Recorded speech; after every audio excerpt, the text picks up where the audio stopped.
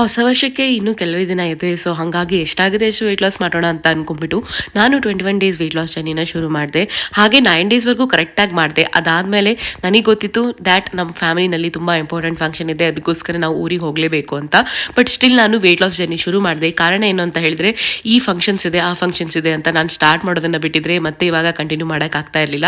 So day 9ವರೆಗೂ ಕರೆಕ್ಟಾಗಿ ಎಲ್ಲ follow ಮಾಡಿ ಡೇ 10ಇಂದ ನಾನು ನಮ್ಮ ನೇಟಿವ್ ಪ್ಲೇಸಿಗೆ ಹೋಗಬೇಕಾಗಿತ್ತು. ಸೊ ನಾನು ಮತ್ತು ನನ್ನ ಹಸ್ಬೆಂಡ್ ಬೆಂಗಳೂರಿಂದ ಹುಬ್ಳಿಗೆ ಬಂದು, ನಾನು ಗದಗಿಗೆ ಬಂದೆ, ನನ್ನ ಹಸ್ಬೆಂಡ್ ಹುಬ್ಳಿಗೆ ಹೋದ್ರು. ಸೊ ಇವಾಗ ಗದಗಲ್ಲಿ ನನ್ನ ಬೆಸ್ಟ್ ಫ್ರೆಂಡ್ ವೆಡ್ಡಿಂಗ್ ಇದೆ, ಅದಕ್ಕೋಸ್ಕರ ನಾನು ನನ್ನ ಫ್ರೆಂಡ್ ಮದುವೆಗಂತ ಹೋಗ್ತಾ ಇದ್ದೀನಿ. ಹಾಗೆ ನನ್ನ ಪಿಕಪ್ ಮಾಡೋಕ್ಕೆ ನನ್ನ ಕ್ಯೂಟಿ ಫ್ರೆಂಡ್ ಬಂದರು. ಹಾಗೆ ಎಷ್ಟೋ ವರ್ಷಗಳೇ ಆದಮೇಲೆ ನನ್ನ ಬೆಸ್ಟ್ ಫ್ರೆಂಡ್ಸ್ ನನಗೆ ಸಿಕ್ಕಿದ್ರು.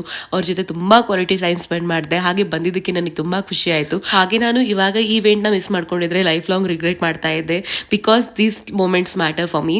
ಎಲ್ಲರ ಜೊತೆ ಒಳ್ಳೆ ಟೈಮ್ ಸ್ಪೆಂಡ್ ಮಾಡಿ ಸಖತ್ತಾಗಿ ಊಟ ಮಾಡ್ಕೊಂಡ್ಬಿಟ್ಟು ನಾನು ಮನೆಗೆ ಬಂದೆ.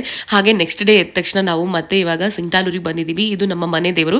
ಹಾಗೆ ಇಲ್ಲಿ 205 ಸ್ಟೆಪ್ಸ್ ಇತ್ತು, ಹತ್ತೇ ಬಿಡೋಣ ಅಂತ ಅನ್ಕೊಂಡ್ಬಿಟ್ಟು ಎಲ್ಲರೂ ಸೇರ್ಕೊಂಡು ಸ್ಟೆಪ್ಸ್ ಹತ್ಕೊಂಡು ದೇವಸ್ಥಾನಕ್ಕೆ ಹೋದ್ವಿ. ಹಾಗೆ ತುಂಬಾ ದಿನ ಆದ್ಮೇಲೆ ಬಂದಿದ್ರಿಂದ ಸಖತ್ತಾಗಿತ್ತು. ಹಾಗೆ ವೆದರ್ ಕೂಡ ತುಂಬಾ ಚೆನ್ನಾಗಿತ್ತು. ತುಂಗಭದ್ರಾ ರಿವರ್ ಮಾತ್ರ ಫುಲ್ ಆಗಿ ಸಖತ್ತಾಗಿ ಕಾಣ್ತಾ ಇತ್ತು. ಹಾಗೆ ನಾವಿವಾಗ ಬಂದಿರೋದು ನನ್ನ ಕ್ಯೂಟಿ ಪೈ ವಿಕ್ಕಿದು ಜವಳ ಫಂಕ್ಷನ್ಗೆ. ಫ್ಯಾಮಿಲಿ ಮೆಂಬರ್ಸ್ ಎಲ್ಲ ಸೇರ್ಕೊಂಡ್ಬಿಟ್ಟು ಖುಷಿಯಾಗಿ ಫಂಕ್ಷನ್ ನ ಅಟೆಂಡ್ ಮಾಡಿ ಅಲ್ಲಿಂದ ಫಂಕ್ಷನ್ ಮುಗಿಸ್ಕೊಂಡು ಹುಬ್ಳಿಗೆ ಬಂದ್ವಿ. ಹುಬ್ಳಿಯಿಂದ ನಾವು ಮತ್ತೆ ವಾಪಸ್ ಬೆಂಗಳೂರಿಗೆ ಬಂದ್ವಿ. ಸೊ ಇದಾಗಿತ್ತು ಇಲ್ಲಿವರೆಗಿನ ಅಪ್ಡೇಟ್. ನಾಳೆಯಿಂದ ಮತ್ತೆ ನನ್ನ ವೆಯ್ಟ್ ಲಾಸ್ ಜರ್ನಿನ ಕಂಟಿನ್ಯೂ ಮಾಡ್ತೀನಿ. ಬಾಯ್.